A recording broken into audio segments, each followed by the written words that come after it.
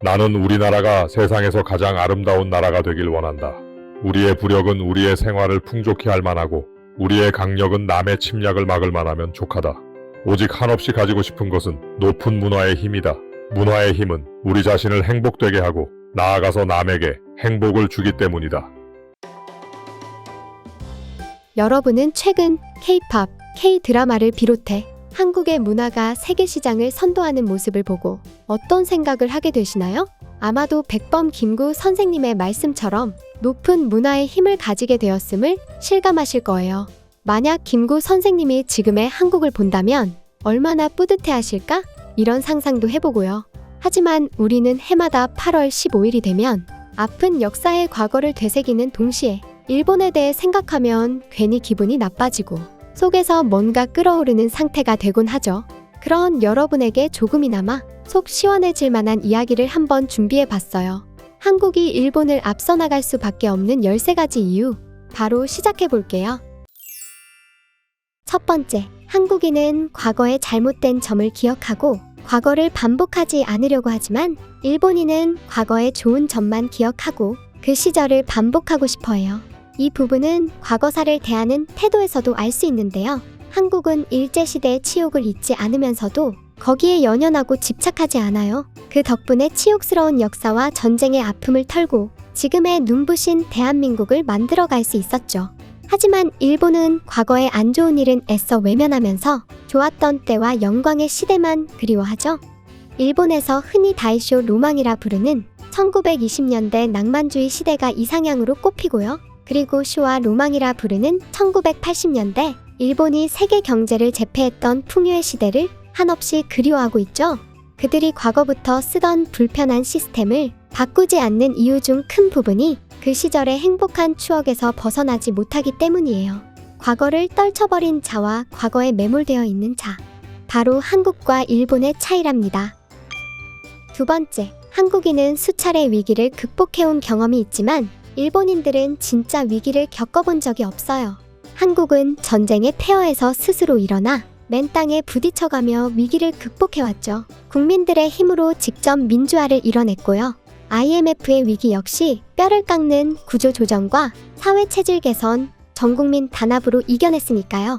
하지만 일본은 2차 대전 패망 후 국가적인 위기를 겪고 극복한 경험이 한 번도 없어요. 한국 전쟁과 베트남 전쟁을 기회로 미국의 비호하에 병참기지가 되면서 엄청난 전쟁 특수를 통해 경제를 일으켰고요. 1990년대 버블이 꺼진 이후에도 뼈를 깎는 체질 개선 대신 현상 유지 정책으로 일관한 탓에 잃어버린 30년 속에서 헤어나지 못하고 있죠.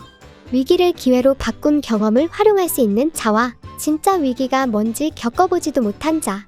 바로 한국과 일본의 차이랍니다. 세 번째, 한국인은 변화에 익숙하지만 일본인은 익숙한 것에 익숙하답니다.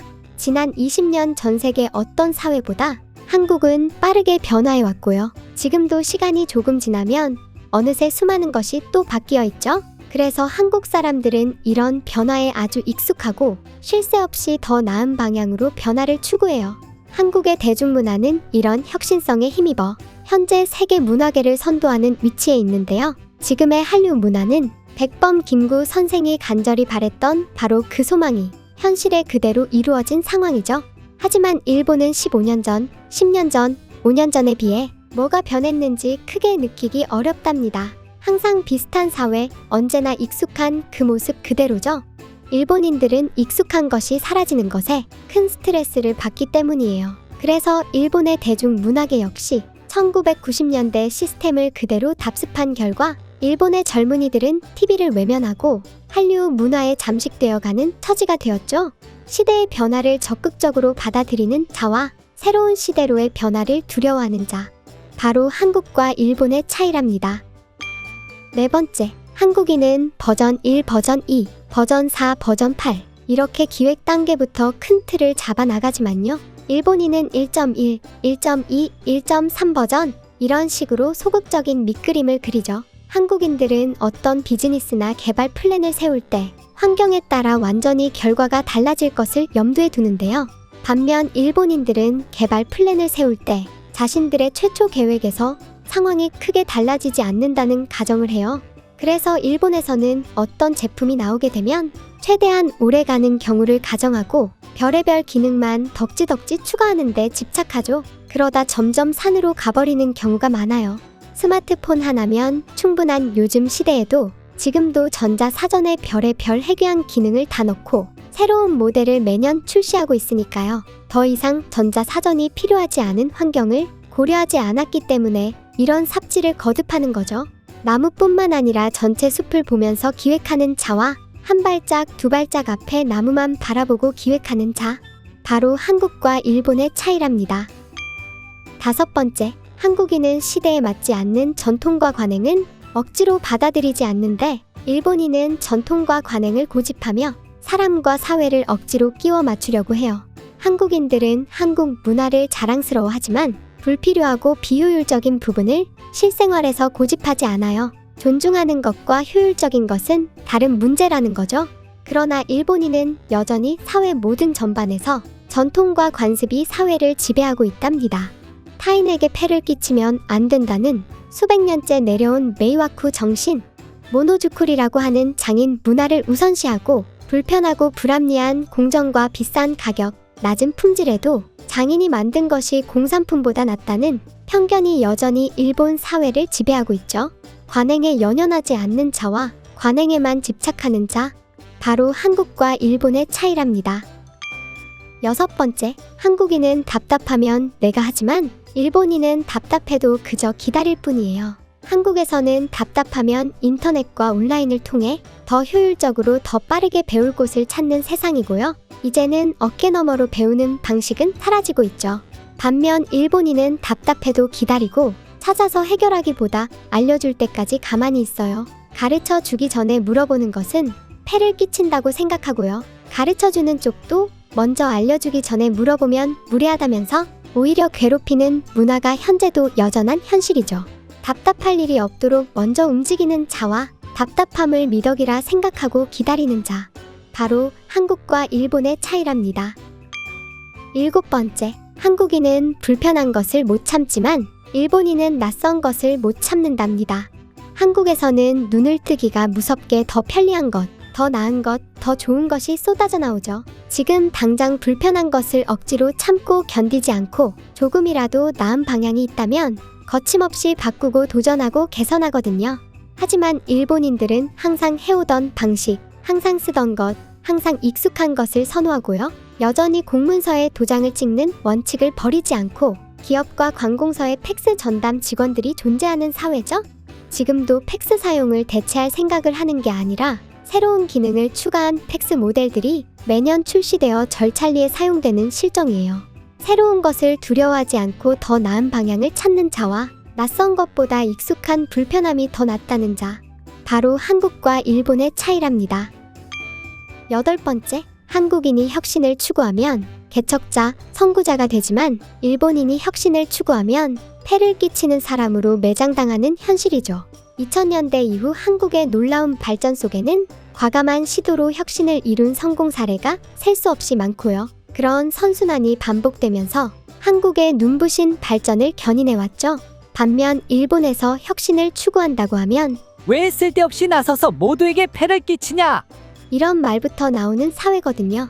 혁신을 한다고 지금 제도를 바꾸게 되면 기존에 먹고 살던 사람들이 타격을 입고 거래처에 폐를 끼치는데 그 책임을 네가 질 거야? 죽음으로 사죄할 거냐? 이런 모습이 지금도 일본 사회의 관행이라고요. 이런 분위기에 누가 혁신을 시도할 수 있을까요? 언제나 혁신을 추구하는 자와 혁신을 온몸으로 거부하는 자. 바로 한국과 일본의 차이랍니다. 9번째, 한국인은 가성비에 집착하지만 일본인은 안심비에 집착해요. 한국은 제품도 절차도 관행도 언제나 효율성과 기회비용을 생각해가며 교체하는 게 낫다고 판단하면 망설임이 없죠. 반면 일본인들은 제품이나 프로세스를 교체하면 그 책임을 아무도 지지 않으려고 하거든요. 원래 쓰던 것에 새로운 기능을 조금 붙이면 누구한테도 폐를 끼치지 않으면서 좀 더 편리하겠지? 이런 마인드가 일본 사회를 지배하고 있어요. 저는 이런 일본인 특유의 마인드를 안심비라고 이름을 붙여봤는데요. 누구에게도 폐를 안 끼치고 마음의 평화를 주는 비용. 이런 의미라고 생각하시면 돼요. 여러분들도 잘 아시는 유명한 도장을 자동으로 찍어주는 기계. 도장 업계에 폐를 끼치지 않기 위해 국내에 낸 결과라고요. 비슷한 예로 도장을 스캔하면 자동으로 문서에 입력이 되는 장치까지 발명했죠.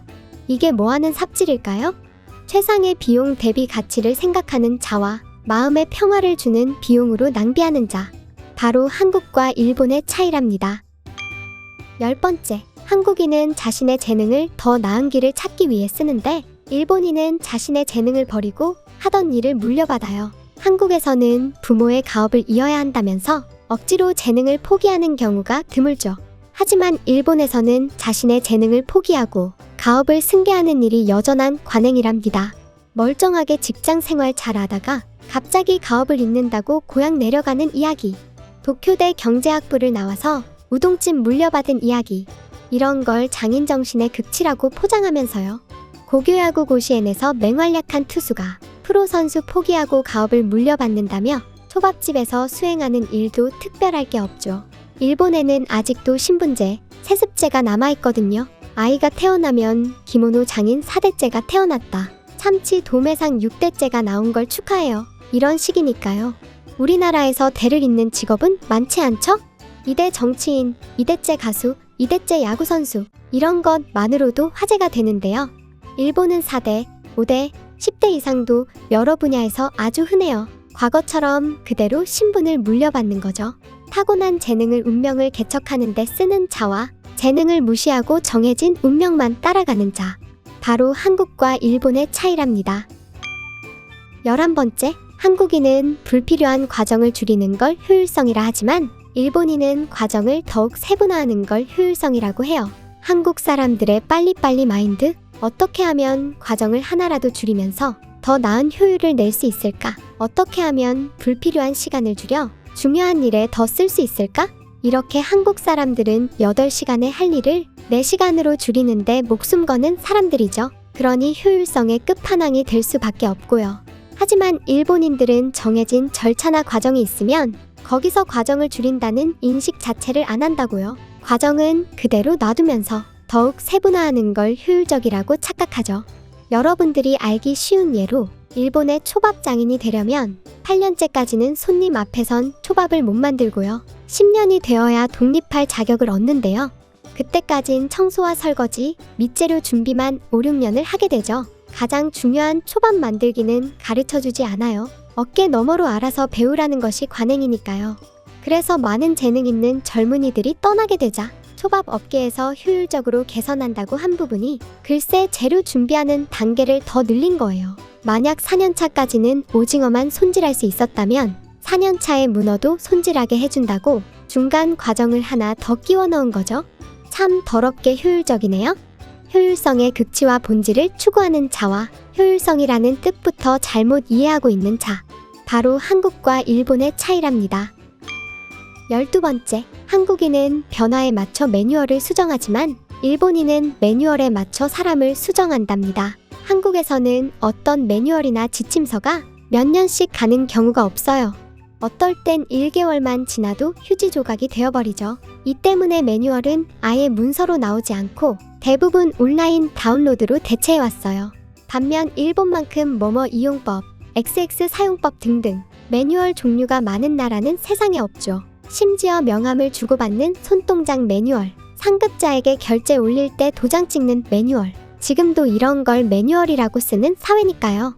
그래서 외국인들이 일본 사회를 겪어보면 이런 말을 하죠. 매뉴얼을 만드는 매뉴얼이 있는 나라? 라고요. 그 때문에 매뉴얼이 없는 돌발 상황에서는 임기응변이나 창의력이 전무하다는 게 큰 문제죠. 일본에서 무슨 사건만 터지면 높은 양반들이 언론에 나와 머리 숙이면서 하는 말, 규정에 없다 보니 매뉴얼에 없는 내용이라서. 이런 변명을 항상 들을 수 있으니까요. 창의력과 임기응변으로 매뉴얼을 대체하는 자와 매뉴얼이 없으면 뭘 해야 할지도 모르는 자. 바로 한국과 일본의 차이랍니다. 마지막 13번째, 한국인은 상황에 가장 적합한 방식을 고민하지만 일본인은 과거 가장 결과가 좋았던 방식만 강제로 고집하려고 해요. 한국에서는 마누라 빼고 다 바꿔야 한다는 고 이건희 회장의 말처럼 시대에 맞지 않는 방식은 즉시 바꾸는데 익숙하고 보다 나은 것으로 개선하는데 거부감이 없죠. 반면 일본에서는 아직도 웬만한 규모의 기업이라면 1982년 야마타네 증권 사장 야마자키 도미지가 만든 업무 3원칙, 일명 호렌소 원칙을 철저히 고집하는데요. 호렌소는 보고, 연락, 상담의 3원칙이고요. 어떤 때에도 상급자에게 보고하고, 어떤 일에도 연락하고, 어떤 업무도 상의해서 결정한다는 원칙인데요. 말만 들어도 숨이 막힐 것 같죠? 눈부시게 빠르고 시시각각 변화하는 21세기 비즈니스 환경에 한참 뒤떨어진 원칙이지만 이걸 40년째 여전히 신봉하고 있는 게 일본 사회라고요. 저 구조에선 어떤 업무도 상사에게 보고하고 승인을 받지 않으면 일을 진행조차 할 수 없어요. 또 업무상 어떤 문제가 발생해도 상사를 통하지 않고는 해결할 수 없죠. 그 때문에 부하 직원은 3원칙대로 했으니 책임 없다. 반대로 상사는 3원칙을 지키지 않은 부하 잘못이니 책임 없다. 이런 웃지 못할 책임 회피가 무한 반복되곤 한답니다.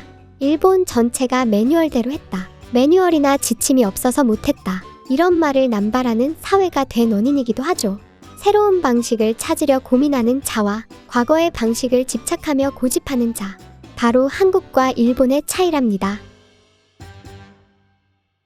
네, 이렇게 한국이 일본을 앞설 수밖에 없는 이유 13가지를 꼽아봤는데요. 2년 전에 제가 올린 영상 내용에서 일부를 추가하고 수정한 다음 광복절 기념으로 다시 한번 정리해봤습니다. 간단히 요약하면 이렇습니다. 일본인은 현 시점 그대로 발전을 원치 않고 한국인은 실시간으로 진화하고 있다. 그리고 이제는 그 차이가 눈에 보일 만큼 두드러지고 있다.